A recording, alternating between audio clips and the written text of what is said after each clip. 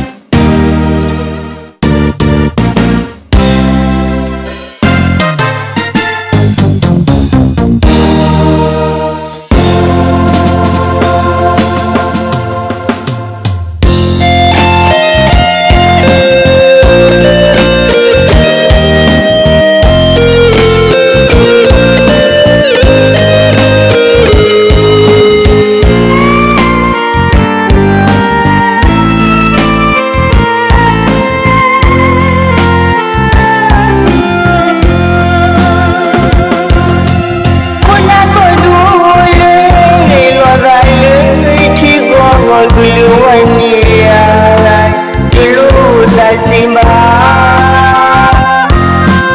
nubwagu kumani na ni matura guluwo ni lora nubwagu kumai traini na matura ni loi tira kuna gulu koi ni kola guluwo ta pasaya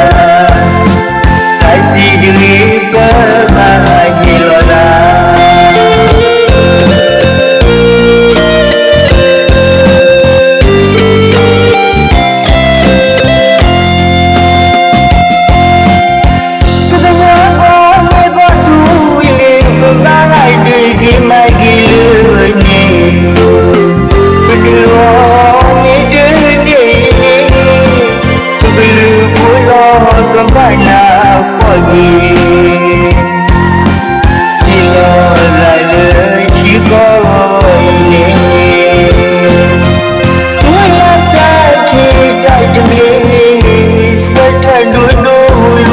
Try